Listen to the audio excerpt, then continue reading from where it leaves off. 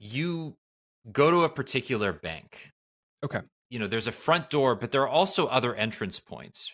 And what you want to do Am I planning to rob a bank? Gemini to...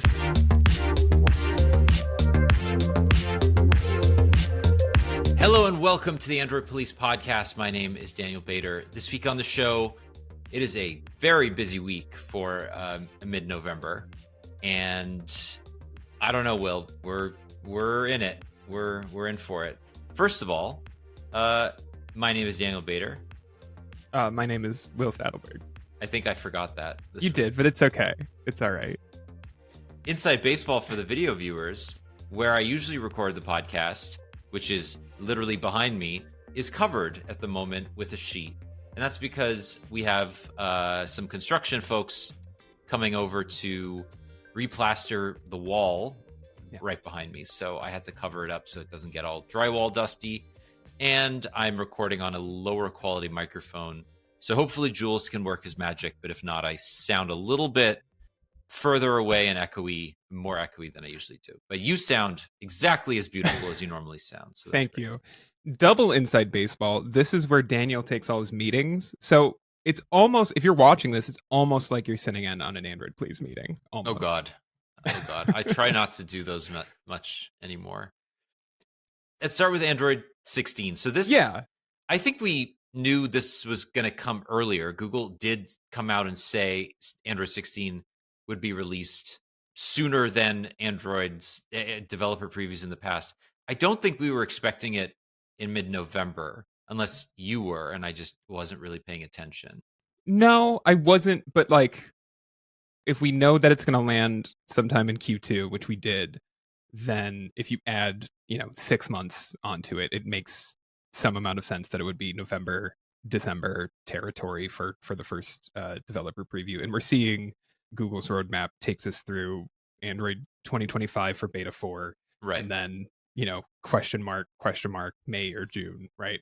So no, I wasn't fully expecting it, but I wasn't... any amount of shock I would have felt went out the window when we learned about the changes to when they were going to make API changes. So it's a new kind of especially because we usually don't have the QPR betas going this early at the same time as Android 16. So there are a lot of people running QPR betas that can't jump to this because of when the builds are from without wiping. So I don't know. I think it kind of caught the community off guard, but is a welcome, I guess, pre-Thanksgiving gift, I suppose, right? Is it a gift? I think it's a curse. I actually Is it a curse? Well, it's a curse for those who, as you said, are early adopters and have been digging into Android 15, QPR Beta 2, and QPR 2 Beta 1, rather. Yeah. See, I cannot keep track of these betas anymore. I feel so underwater when it comes to just let me know when we're nearing the end and I'll jump on the train. But this is the one. QPR 2 is what's coming out next month. Yes. Okay. It's basically the feature drop that will hit all Pixel devices in December. And unlike QPR 1, there are actually some substantial user-facing changes that are quite interesting. Now, Android 16 doesn't introduce a bunch of user-facing changes except for maybe one that we can talk about. Yeah. But I think most people that are inclined to install a DP1, especially a DP1 that's this early, have 2 devices or more, right? Oh, yeah. If you're installing this on your primary phone, don't do that. You're not a smart person. And I'm just going to say that because I'm not going to say that. We're your people. I'm your person, but I'm also asking you very, very directly not to do it because you shouldn't do it. It's not a stable release. No. And it's not going to be stable until the betas start, which is in January. So hold off. But I think it's interesting, right? Google, when it released Android 15, it came out and said there will be a pushed up timetable for Android 16 and subsequent releases where you get the features in Q1 and then the major SDK release in Q2. So as you said, roughly between April and June. Yeah. And then they will continue to iterate on Android 16 until a point update is released in Q4 of next year. Right. So it makes sense that they need the Android, or sorry, Pixel 10s to get Android 16 day and date, which didn't happen this time around, Do you which think I've it'll be day argued. and date? Do you think we're getting Pixel 10 in June? No, I don't. I don't know Okay. if we'll get Android 16 in June though. Maybe. I mean, it Well, it'll just like Q2. Their Q2 ends in June, I believe. So it's got to be. It could be May. It could be at I/O. Like theoretically, that would be really early. But yeah. Yeah, I mean, it's you're right. It's probably going to happen where they'll have a stable version yeah, released well in advance. It just depends on whether they do the thing they did this year where they release it in AOSP earlier than they do the public release. Now, I think Mishal said that he knows fairly certainly that it won't happen, that like they will release the final version for Pixels the day that AOSP is dropped for Android 16. I think okay, I remember him saying that. okay. So it's entirely possible. Yeah, I feel like the August window for Pixels worked so well for them this year that I They would will be. release the new Pixels in August. Yeah. I Okay. think that's a certainty. Yeah. It's almost guaranteed that these new devices will launch with Android 15 as well. Yeah. 16, Oh, sorry. 16. Yeah. Well, 16. yeah, especially if we're talking about, yeah, maybe that's the difference. It's AOSP versus like the Pixel build. That would make sense.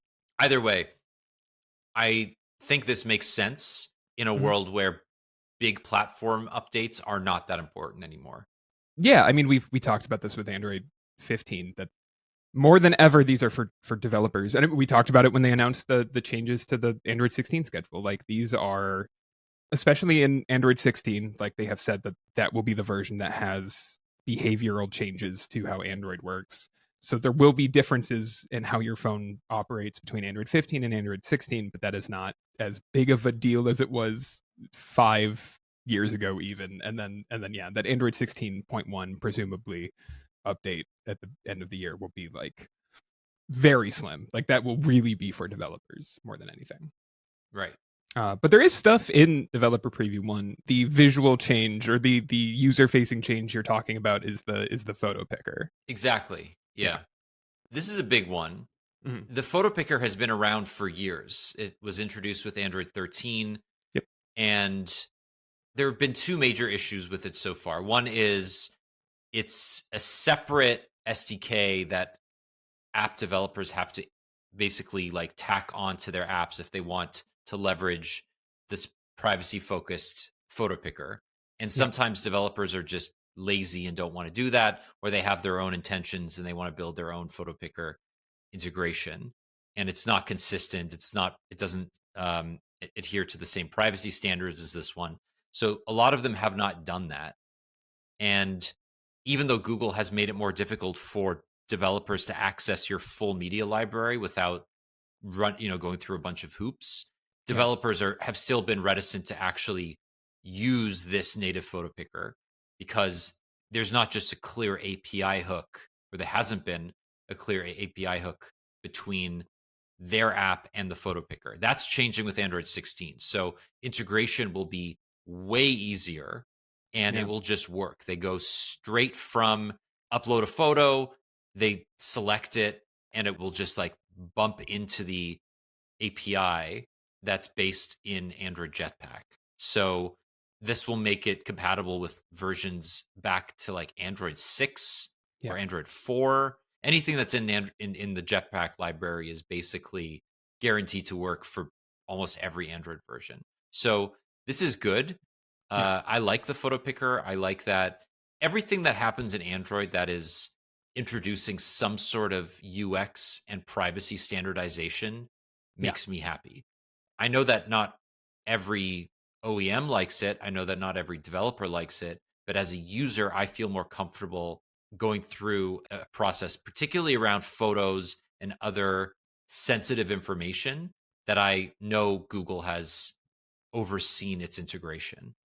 Yeah. It's a good change. I will say, even in the apps that support the current photo picker, I just like I never use it, and I should probably not give like every app full access to my photo library. It's probably a bad idea, but when I'm prompted to be like, oh, do you want to like pick the photos or do you want to just like hand all of your photos over? I'm so bad about just being like, yeah, it's fine. But You can the have thing them. is, you do that with the photo picker, and you're not Yeah, worried that the developers are just going to like ransack your. absolutely. But it's so easy to just hit the like total access button. I don't know. I like this change should make it easier because I think, as you said, it will feel a little more native to the app and maybe that'll feel less cumbersome from a user's perspective. And also just will extend more adoption for it. But yeah, it's a thing that I need to be smarter about. I really like Michelle's example of like, oh, when you need to pick like an avatar for your profile photo or something. I'm like, yeah, that does make sense as to why. Or like, oh, I'm uploading like a photo for my like CES badge. I guess they don't need access to my entire Pixel 9's photo library. They probably just need the photo I just took.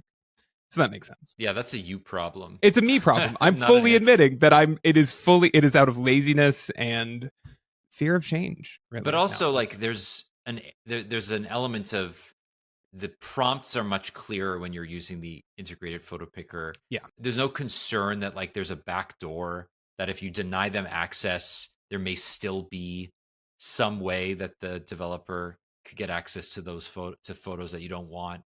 The Yeah. UX is clear, right? It's It easy is. to go back and add full permission after the fact. So that's what I'm saying. It's just a consistent approach to getting access to some of the most sensitive information on your phone. Yeah. And I mean, basically everything so far around Android 16 has to do with standardization of sensitive data. So the second one is medical records. Right. Health Connect now supports the official FHIR, Fast Healthcare Interoperability Resource format. So you'll be able to bring medical records into Health Connect in a consistent way.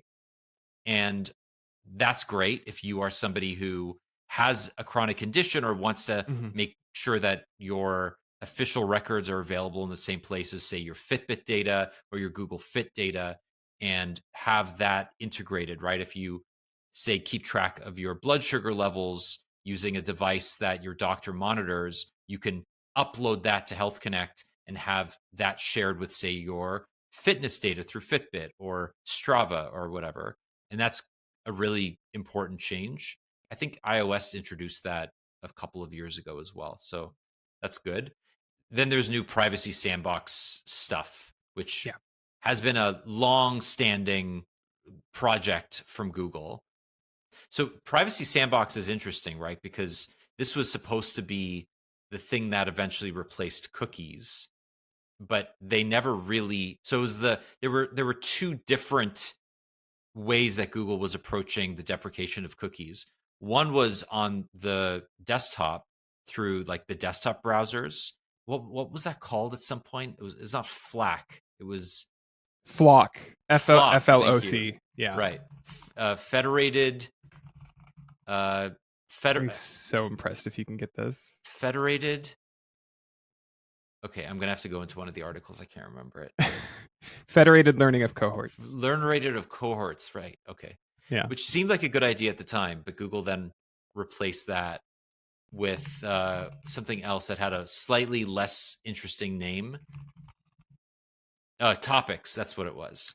Yes. So It's Flock funny got how replaced by Topics, and then Topics yeah. just got removed, and now Google is just sticking with cookies. Which like part of the reason that you and I are sitting here being like, what were those things called? Is because like I mean personally, like I am not shocked that they ended up just kind of falling back to cookies. And so I was like, yeah, I will devote brain resources to remembering the name for Google's replacement for cookies when it actually seems like it's gonna happen, which it never did. And it didn't. And so yeah, it's funny to look back on all of the failed efforts of the last like 5 years. I mean, it's interesting to look at it in the context of all of the lawsuits being leveled against it, right? That too. Because the accusations made against Google for why they were deprecating cookies were that it further entrenched their monopoly for Google Ads, and Yeah. In the name of quote privacy, Google was creating something that wasn't as open and widely used as cookies, even though there are some major privacy concerns around cookies. But by moving to something like Flock or Topics, it would make it really difficult for competing browsers to have their say in how different websites maintain your data. And Google would basically have said, like, if you want access to this, you have to do it our way. And I mean, there are a lot of issues with that, and I can see why Google has stood down on that side, even though cookies are bad. I mean, it's not like the product itself is worth keeping. It's just that the replacement. Oh my god, this is ridiculous. Every time. But it's like I don't even say okay. I'm just like I just say the name. Word. No, it triggered on my. We were talking about Gemini in a meeting earlier this week, and it triggered on my Pixel 9, and it might have actually. No, we're good. Okay, we're good. I got worried. Yeah, it's annoying. Okay, so that's Android 16. I mean, is there much else to talk about with this right now? There's one. It's Michal, another Michal report, of course, over at Android Authority, that Google is working on an API for Android 16 that would let your assistant app perform actions on behalf of you inside an application. So it's essentially like AI agents for Gemini. I don't have much to say about it other than I'm not surprised they're working on it, right? Like OpenAI is out here being like, AI agents are the big thing for 2025. I am not surprised that Google is not only in that race, but is working on bringing it to Pixel phones. It would not shock me if this is a flagship feature of the Pixel 10 at all. Yeah, I don't know. I don't have much else to say about it because, like, to me, AI agents are not interesting until I hold a phone in my hand and see it work as intended, which we haven't really seen from AI agents yet. It's something to keep an eye on, but I wouldn't get super excited about it just yet. So here's my take on agentic. Sure. LLMs. Terrible. Right? I hate that for it, but yeah, go ahead. So I just got back from India. That's why I'm tired. And I was there with MediaTek. MediaTek is a company that makes chips and phones. The Find X8 Pro just came out with the Dimensity 9400. It's the best chip MediaTek's ever made. One of the main claims to fame / reasons you might want to upgrade to this from a previous MediaTek chip, same thing with Qualcomm and the X Elite or 8 Elite, is on-device AI processing, right? Right. This idea that the more tops your NPU has, the more it can do on device, the less it has to communicate with the cloud, the faster it can do things, right? And they're claiming that agentic integrations into apps is the endpoint for this, because the lag that one can or is willing to accept with something that is literally doing an action inside an app for you is minimal. And this idea that, hey, I want a pizza, I'm just going to hold the side of my phone and ask Gemini to order me something from Domino's, right, is, I think for some people it's a dream. For other people, it's a nightmare. That's me. Hi, it's a nightmare. and it's like, and like this is the promise of something like the Rabbit R1, which never came to fruition. Exactly what I mean when I say we haven't seen AI agents really come to fruition yet. So like the ones that are out there that you can theoretically use are not particularly good. Yeah, but here's the thing, right? App Intents on iOS and Gemini. I mean, Android has always had deeper integrations for App Intents than iOS, right? So for something like Siri or Apple Intelligence leveraging App Intents to make Siri more useful inside apps totally makes sense.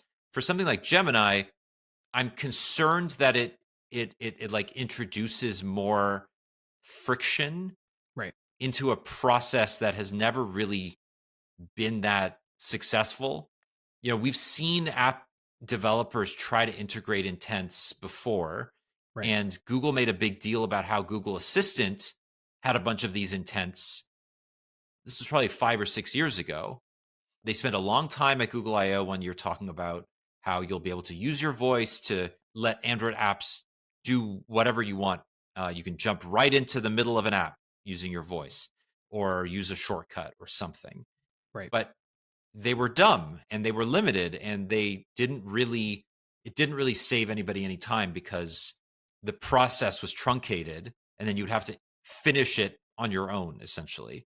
Right. This, I think, has the potential to be much more complete, because last week Gemini introduced the ability to remember you, right? Which OpenAI has had for a while. A bunch of other AI services like Anthropic have had for a while, where if you tell it something one day and you're logged in, it will remember that you did that. My mom's name is X, and I want to make a personalized mug for Christmas for my mom. Okay, well, here's a link to a product with your mom's name in it. I don't know. I've been looking for Christmas presents. That's something that came to mind. But you know what I'm saying, right? Like, it's more helpful when an LLM remembers who you are and the context and your history. And now you have app intents with Gemini working seamlessly in Android to get things done for you. So the TLDR of all of this is that of any company that might get agentic integration into an operating system, right? I think it's Google, right? There's so much potential here for me to ask Gemini to order me a pizza. It goes into the Domino's app. It checks if I have an easy order. If I do, it's going to say, hey, do you want to order your easy order again? I'll be like, nah, I want to do all pineapple all the time. And I'll be like, cool, I'll get it to you in 10 minutes. Like, that's, I think, fairly easy. The difference is, how much work does Domino's have to do to make that happen? Or is it really just the existing app is the same, and then like Gemini figures out where to click inside the app successfully every time to make sure that like it has like the right credit card integration, and it's ordering the right stuff. Yeah. And it remembers that your son has a peanut allergy or something, right? Like, these are the other things that I'm worried about. But I think this is where it's going. And of all the companies that could do it, it makes sense that Google's the one that's going to do it first and best. So maybe not first, but certainly best. Yeah. So I guess where I come in is, I can see the utility of this for specific people, right? Like, if you are disabled, this is a huge accessibility upgrade. Same if you are like just hard of vision, right? Which I guess is a disability in and of itself. But like, there are places where I see this shining. All of the examples for AI agents that are ever given of like, think about how this will change your life. It's always, and this is true of a lot of AI stuff, it's always buying things or exchanging money for something, right? It's like, we'll order you a pizza, we'll call you an Uber, we'll, you know, you could replace an order for toilet paper on Amazon, and none of that. No, you don't need Gemini for that. You just press the button on your fridge, and it'll order you more toilet I paper. had a couple of those, and I will say they were actually they were pretty useful. What were they called? The dash buttons? I think so. Yeah, that was the first agent, by the way. That was you know what, has still works better than anything we've seen in the AI era, is all I'm going to say about that. You just linked that thing with a store page, and you were good to go. It was great. But like, it really needs to be as simple and as mindless as pushing a button, to use your example, because otherwise I think I would rather just pull my phone out and open the Domino's app and place my order, which takes all of 30 seconds, I guess. It's not especially okay, here is a potential use case that I think you might find compelling. All right. Okay. You go into Gemini, and you spend 5 minutes writing out all the people close to you that you're buying Christmas presents for. Okay, so you type it in. I don't have 5 minutes worth of people getting Christmas gifts this year. Okay, Daniel, the budget is tight. All right, 2 minutes. You say, Maddie loves sewing. I'm sorry, that's a stereotype. Maddie loves snowboarding and Sure. Scorsese films. All right, Okay. and your mom, my mom likes skiing and A lot of winter sports. and Zemeckis films. All right, and then what you do is you say, I want to create a Christmas shopping list for my mom and Maddie. Okay. And then I want that to be a wish list in the Amazon app. Okay. Right.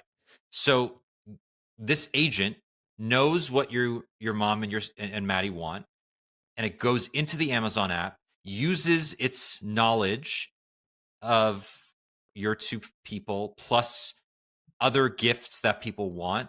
It literally goes through the app and creates a shopping list for each person, and it presents it to you within a few seconds. And it's made a custom gift guide. Correct. Essentially, it's made a gift guide, but not only has it made a gift guide, like you can ask Gemini to do that today, and it will give you a list inside Gemini. It's made right. App Intent has actually done it in the Amazon app with the integrated wish list feature.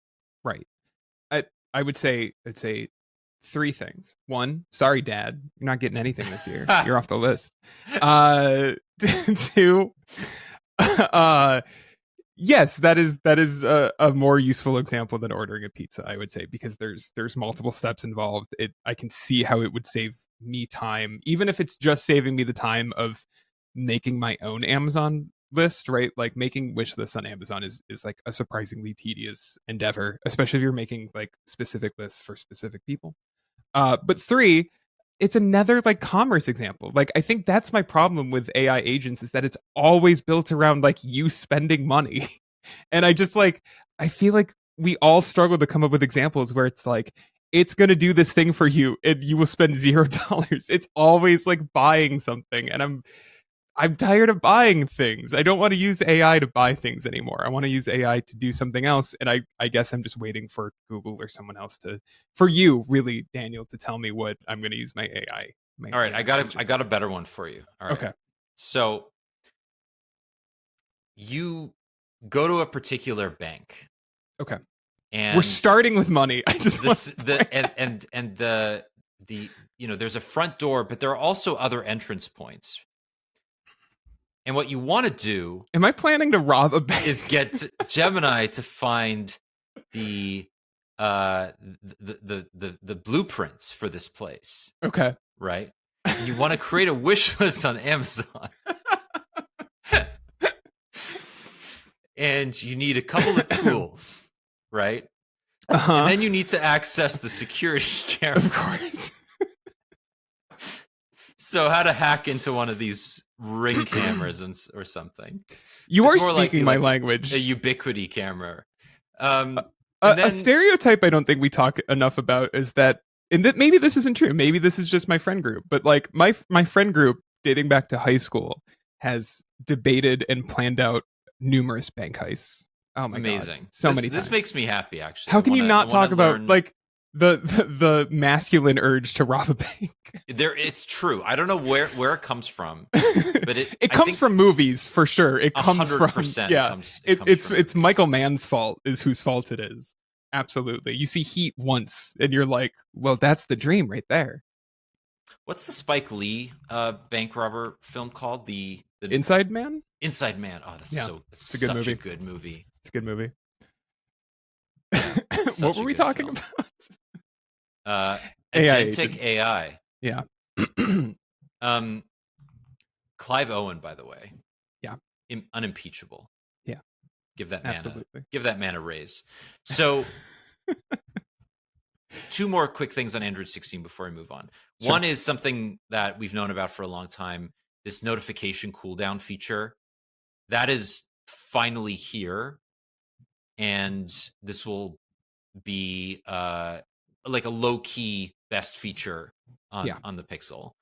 If you're getting too many notifications from a particular app, it will automatically silent them. Yeah. This goes hand in hand with having Google just released an update to the device connectivity framework that if you have multiple phones logged into the same Google account that are getting the same set of notifications, you can have the other devices dismiss those notifications when you dismiss them on the primary device. Right. So I just think Google, unlike Apple, understands, like, Google's solution is to get rid of the notifications. Apple's solution is to summarize the notifications in like very hilarious and stupid ways. And we will talk about it in 15 minutes or something. Like, trust me. But yeah, this sounds much better to me personally. Like, this is a more manageable version of what I think Apple is trying to accomplish with Apple Intelligence in 18.1. Like, this is more proof that I think Google understands notifications on a much clearer level than. Well, Google understands notifications better because it doesn't treat them like something that you constantly have to babysit.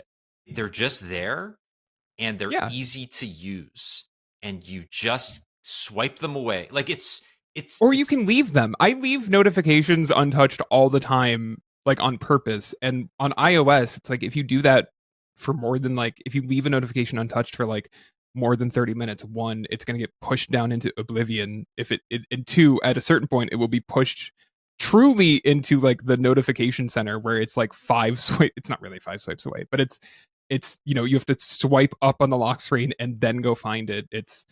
There's no icon to denote in your status bar that you've left this icon or this notification alone. It's just like night and day between the two platforms. But that's what I'm saying. It doesn't matter on Android because you can easily swipe individual notifications away, or you can just clear them all. And it's the same interaction, right? It's a thumb swipe. With iOS, it's this full-throated, like, you have to commit to the whole swipe to get an individual notification away. And then you have to find the little X underneath the new notifications to clear all.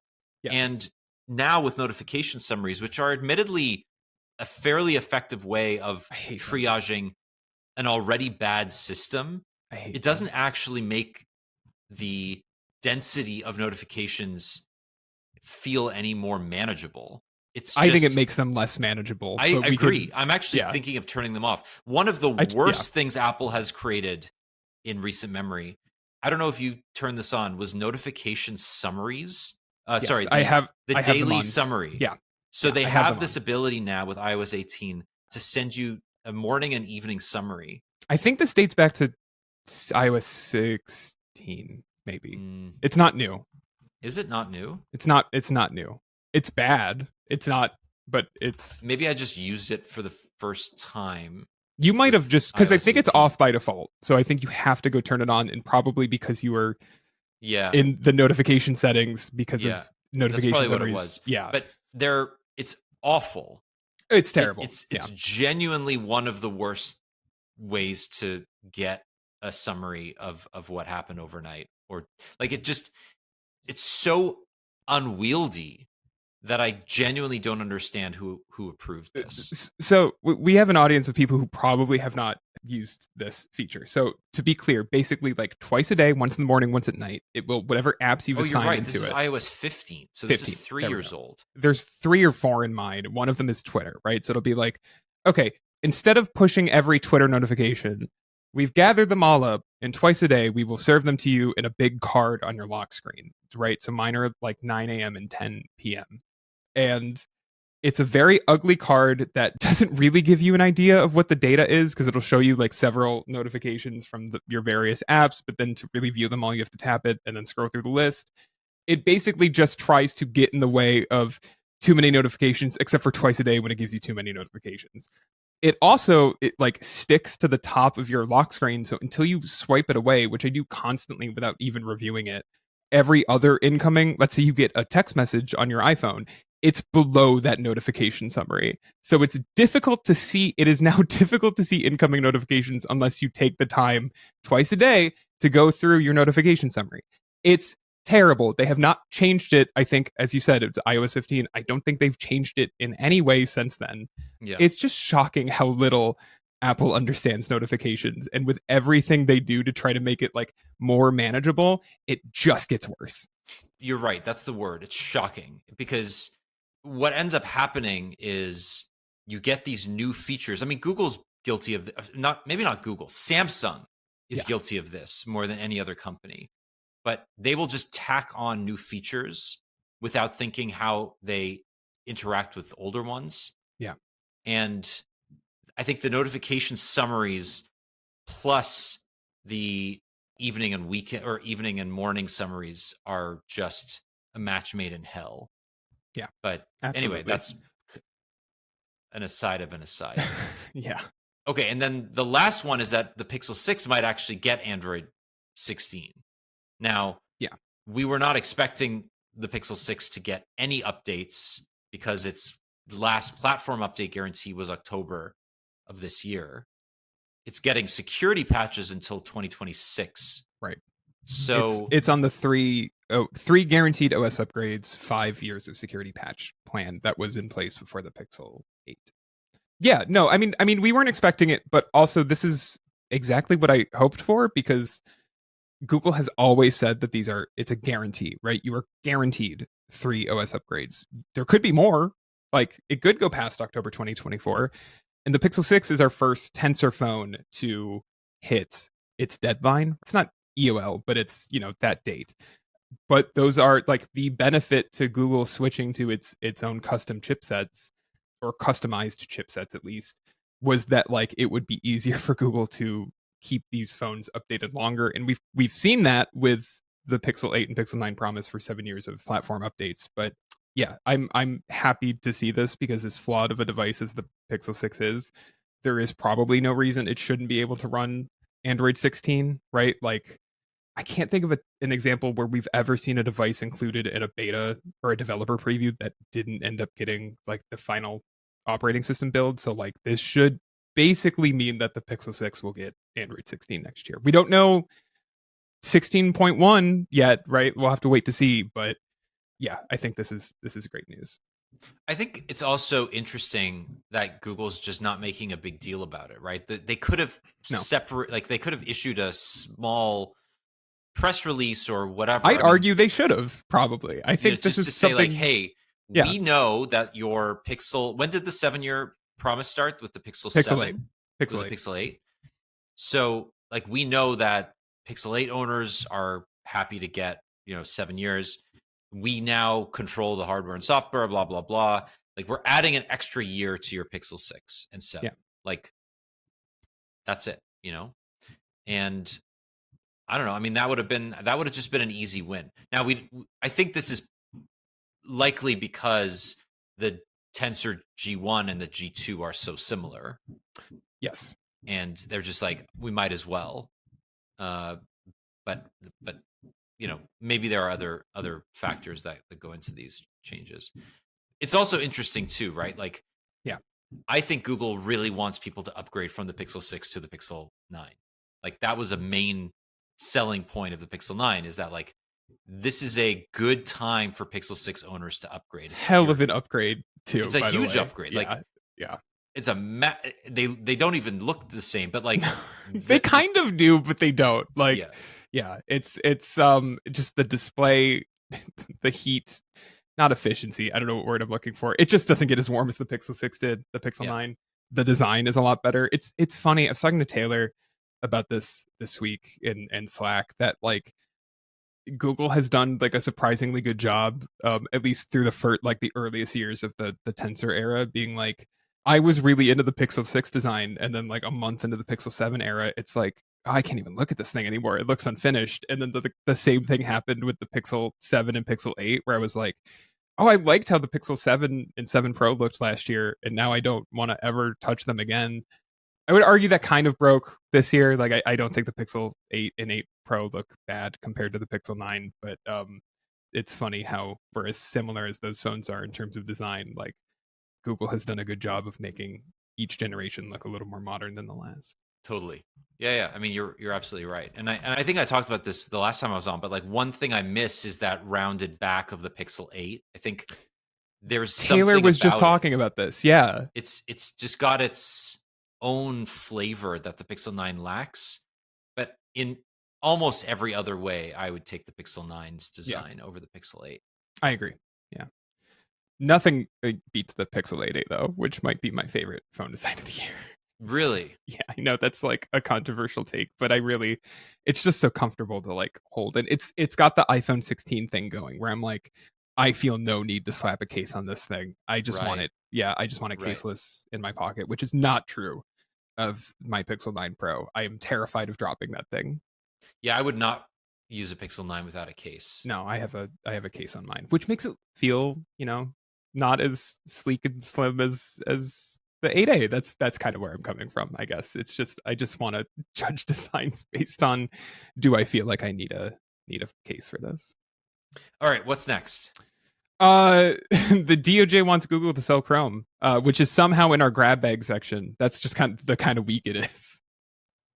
Well, I mean, this one we knew about, right? Like We did, but this is like the official. This is the official. Yes. Yeah. So basically, the DOJ has come out and requested officially to get the judge that ruled in favor of the DOJ to get Google to divest Chrome, right?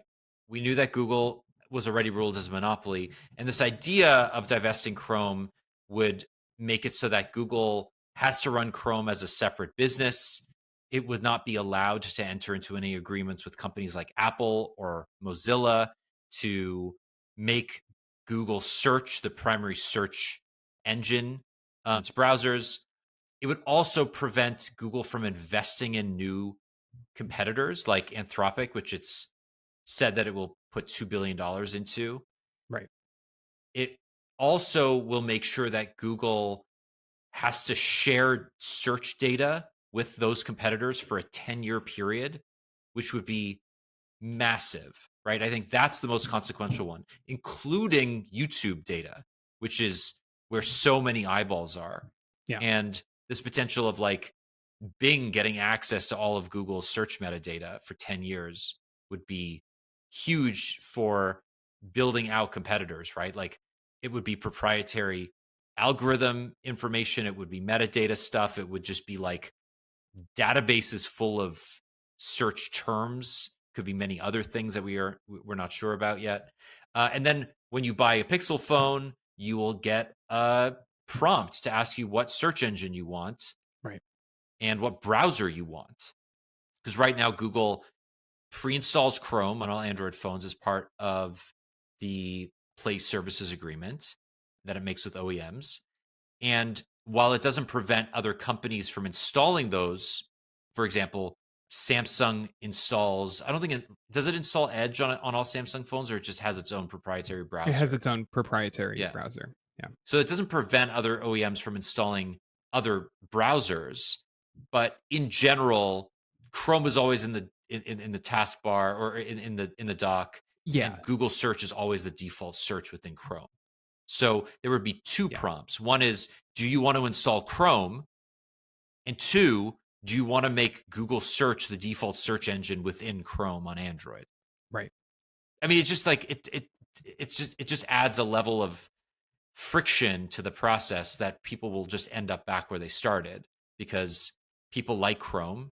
Chrome is a good browser. And Chrome is the internet to most people. So it'll be like, exactly, people aren't going to read that prompt as select your browser, right? Like maybe if it's a list, iOS in Europe style, it's a list of options that are randomly shuffled, and Chrome is one of them. Like maybe some people decide to go for Firefox on Android, but like if it's literally just like, do you want to download Chrome? Like most people are going to be like, yeah, obviously I want my browser on my phone. Why wouldn't I want that? And then, they'll probably just, the next step will be like, do you want to set Google as your default search engine? People will be like, again, like, yeah, that's how I search things. And literally nothing will change.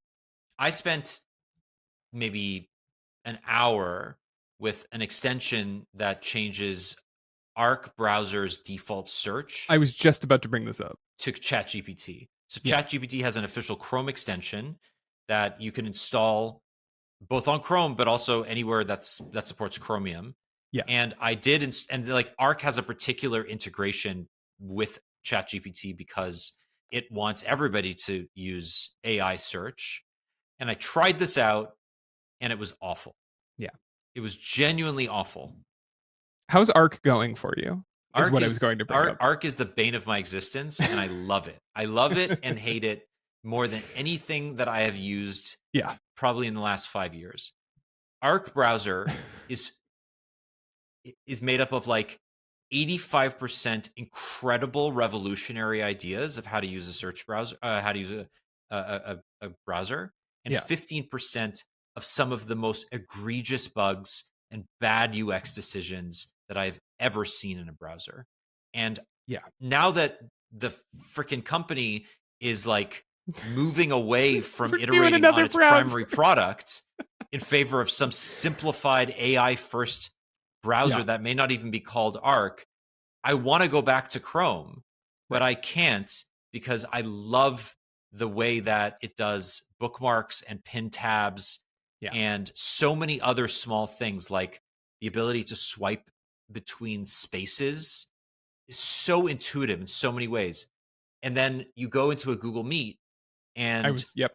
you cannot share your window. Like it's like the whole. I was in this meeting. I want everyone to know I was in this meeting, and I was listening to Daniel swear as he couldn't get Arc to share the correct tab in Meet. It was a little funny. It was. It's I'm funny. not gonna lie. It's funny until it's not. And like, Yeah. the thing about it is that yes, it's Chromium based. So technically, it could just copy what Google's behavior is for some of these problems. But Right. instead, what it's doing is it's carving out separate user behaviors for some of these things in a way to differentiate itself, which fine, right? You've done so many other things right. Let's try some new things. But I'm worried that they're not going to fix any of these really massive bugs because they're off gallivanting into the agentic AI world. Right. And I'm stuck here with 3/4 or 4/5 of a good browser that I love most of the time. And it fills me with unspeakable rage the other 15% of the time. Like, this is the definition of competition. It's why I like this notion of Google having more competition, Right. right? What's interesting here is it's not saying, like, the word Chromium is nowhere in this proposed judgment, right? Right. Google will be able and will likely continue to build Chromium as an open source project that Microsoft and Arc and many other companies can leverage if it wants, right? Right. And that's all well and good. But Chrome as a company on its own will likely just, I don't know, I don't think it will matter that it's a separate company. And I Right. think the DOJ knows this because the selling off of Chrome is much less about the implications of it being disconnected from other Google services as it is about Google, the company, financially benefiting from having both the largest market share of the browser market as well as the search market, Right. right? And they're not asking Google to divest its search business because that's basically its entire business. But it's strange. It's a strange one. Yeah. So let's go through the summaries for the final judgment. No more exclusionary agreements with third parties. Basically, Google can't say you can't make other search engines the default in a Yep. browser, or you can't get into exclusive agreements for Chrome with another company. You can't self-preference, so Google will basically need to ensure that Chrome does not preference search and search does not preference Chrome. Those two things currently happen, and that they will have to then go through and ensure that doesn't happen systematically. Restore competition through syndication and data access. So this is what I mentioned, sharing data with competitors. Restoring competition by improving transparency and reduction of switching costs, basically making it easy to move from one browser to another. Right. Limitations on distribution and user notifications to restore competition. So Google will need to divest Chrome. Yeah. And will limit Google's distribution of general search services by contract with third-party devices and search access points, i.e. Samsung devices, Safari, and Firefox. So they'll need to make sure that Chrome and therefore search is not by default the only search option that there is, and is not necessarily the first option. So there will need to be a user prompt for those devices. To iOS. And then there's going to be a 5-person committee that oversees the remedies are actually followed. And if they're not followed to the extent that the DOJ wants, they can then force Google to divest Android, which is hilarious. It's genuinely so funny in this document where it's like step 1, divest Chrome. Step 2, if it's not good enough, divest Android. Like, it's truly like that's like the list in the DOJ's document, which is very funny to me. I can't imagine it coming to that. It would be an interesting world to live in, I suppose. Here's an interesting one. Yeah. So this was the DOJ, as well as many states that joined in the lawsuit. So one of the last things in the document is this kind of tidbit here. User choice will be improved when consumers better understand the benefits that Google's rivals can provide. For that reason, Colorado plaintiff states have included a provision requiring Google to fund a nationwide advertising and education program. The fund's purpose is to enhance the effectiveness of distribution remedies by informing users of the outcome of this litigation and remedies in the final judgment designed to increase user choice.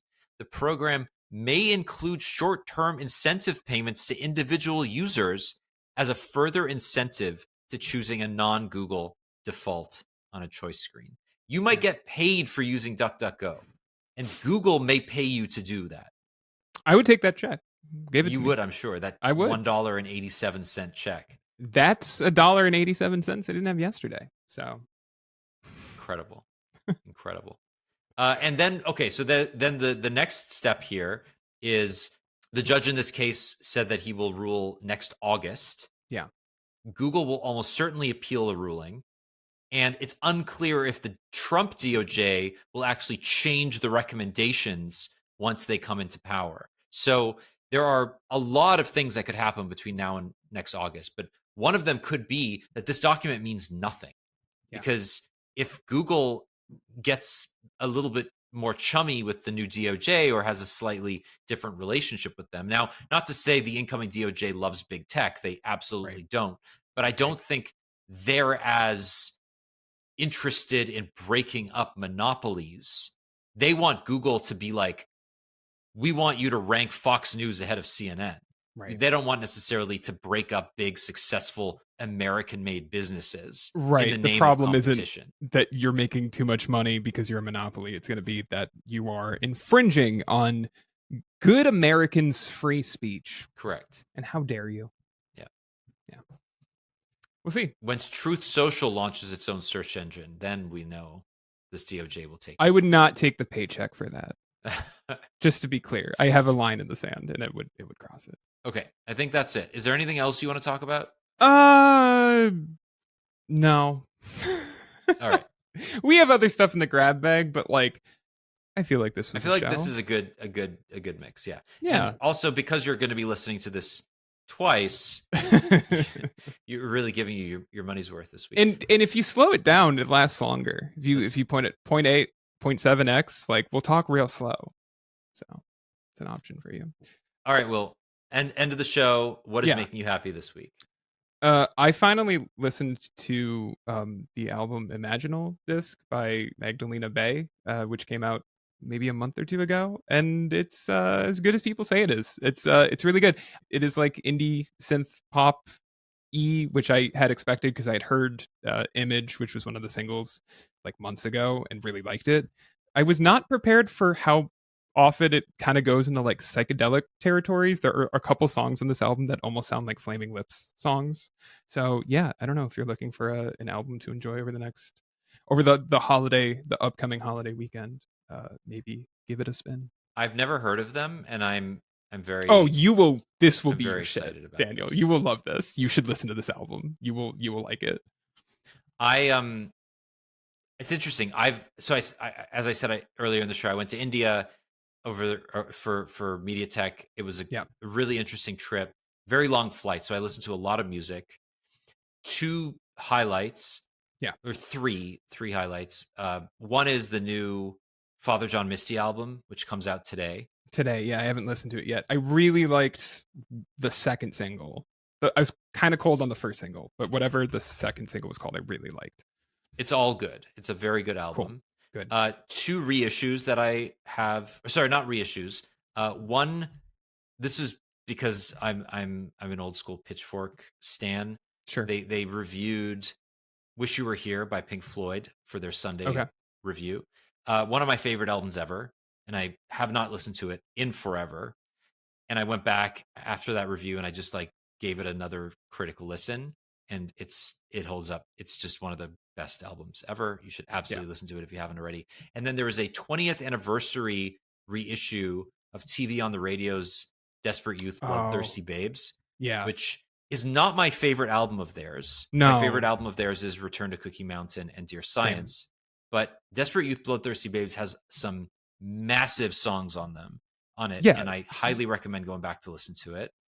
I don't know if I've ever listened to this all the way through.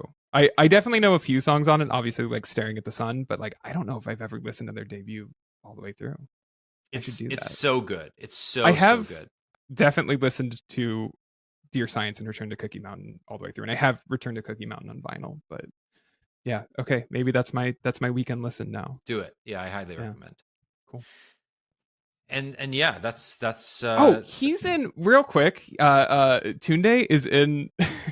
I feel like we don't talk enough about how he's an actor. I just want to say he's really fun in Twisters. He's got like a small. Have you seen Twisters? Yeah, he was great. He's really fun in it. It's a small role, but he's good. He's also in a movie I will never watch again, which is Rachel Getting Married, which is a good movie, but what a hard watch. But yeah, he's like a surprisingly good. A good actor. That film destroyed me. It's really good. You should watch it if you haven't seen it. You need to be prepared for it. It will like emotionally devastate you. It's also similar to like Marriage Story in that it just will deplete you. Yeah. Maybe not a good movie to watch if you are planning on going to like a family like dinner. Yeah, fair. Yeah. Don't throw that on after Thanksgiving. Okay, that's it. We're going to leave it there. Thank you so much for listening. Send us feedback, requests, ideas, podcast@androidpolice.com. Do we take requests? Yes. All right, yeah. We Send now us take requests. For anything. Background music, topics, dancing. If you want Will to do a dance midway through. Yeah. We'll put that on the Patreon. One more shout out, truly one more thing making me happy this week. I have watched the game-winning touchdown by Josh Allen versus the Chiefs 150 times this week. It's a 27-second clip. Probably you should go watch that if you haven't seen it. As 8 Chiefs defenders try to tackle him. It's great. I will make sure to do that right after this. You should. It's incredible football. It's truly the Lord's sport. Last night the Steelers. Everyone has turned off the podcast by now. The Steelers playing in the snow. That was fun. Congratulations to the Browns for winning a game. Well, now nobody's ever going to listen to the show again because they know that you're a Bills fan. Oh, yeah. I've been hiding it so much. I literally, the coffee mug I've been drinking out of this whole episode has a Bills logo on it. Oh, that's a nice mug, actually. Yeah. Okay. Thank you for listening. We'll talk to you soon. We probably won't be here next week. I don't think we're here next week. Thanksgiving. Yeah. I'm sure Jules will put together a beautiful clip show for you. Or I, as a Canadian, might just come on and talk at you for an hour. Who knows? Either way, there will be something in your feed next week. Or just listen to this one again. Yeah. That's it. That's the show. Have a great week, and we'll talk to you soon. Bye-bye. Bye.